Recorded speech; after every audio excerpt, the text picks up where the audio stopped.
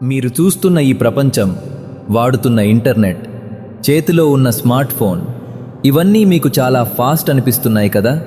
కానీ నిజం చెప్పమంటారా? విశ్వం ముందు ఇవి కేవలం నత్తలు. మనం ఇన్నాళ్ళు నమ్ముకున్న సిలికాన్ కంప్యూటర్ల శకం ముగిసిపోతోంది. మన టెక్నాలజీ ఒక గోడను ఢీకొట్టింది. కానీ సిలికాన్ లోయలో నిశ్శబ్దంగా మరొక విప్లవం మొదలైంది. అదే క్వాంటమ్ కంప్యూటింగ్. ఇది మనిషి సృష్టించిన వస్తువు కాదు, ఇది దేవుడి భాషని మాట్లాడే యంత్రం. అసలు గూగుల్ రీసెంట్గా రిలీజ్ చేసిన విల్లో చిప్ ఎందుకంత డేంజర్?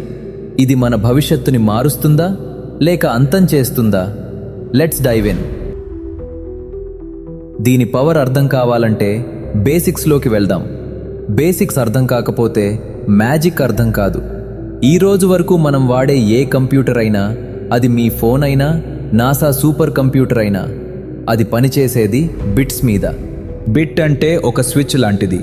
అయితే 1 లేదా 0 మధ్యలో ఏమీ ఉండదు. ఊహించుకోండి, మీరు ఒక పెద్ద లైబ్రరీలో ఉన్నారు. ఒక బుక్ వెతకాలి. మామూలు కంప్యూటర్ అయితే ఒక్కో బుక్ తీసి చెక్ చేస్తుంది, కాకపోతే వెనక్కి పెడుతుంది.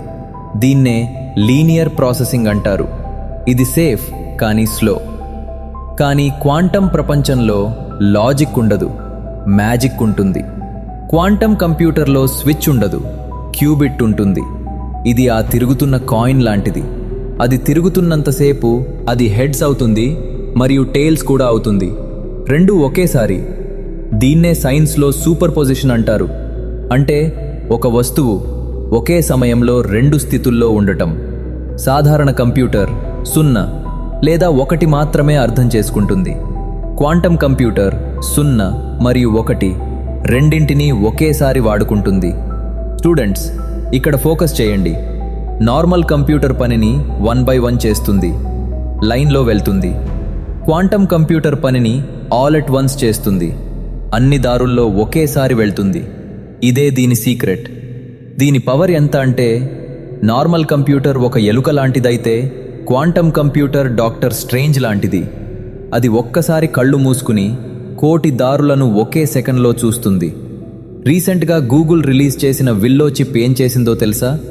ప్రస్తుతం ఉన్న సూపర్ కంప్యూటర్లకు 10,000 సంవత్సరాలు పట్టే క్యాలిక్యులేషన్ని ఈ క్వాంటమ్ చిప్ కేవలం 3 నిమిషాల్లో పూర్తి చేసింది. అంటే విశ్వం పుట్టినప్పటి నుంచి లెక్క పెట్టినా అది పూర్తి కాదు.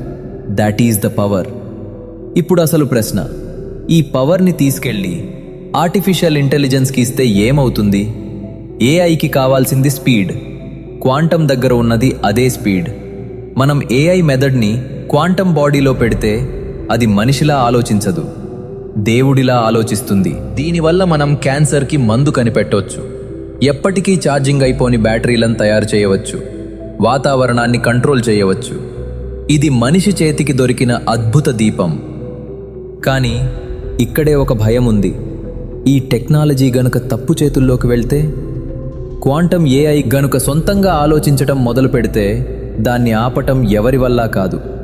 ఎందుకంటే అది మన పాస్వర్డ్లను సెకండ్లలో బ్రేక్ చేయగలదు. ప్రపంచం మొత్తం దాని చేతిలోకి వెళ్ళిపోతుంది. ఐన్స్టీన్ ఒకప్పుడు దీన్ని చూసి భయపడ్డాడు, స్పూకీ యాక్షన్ అన్నాడు. ఇప్పుడు అదే శక్తి మన చేతిలో ఉంది.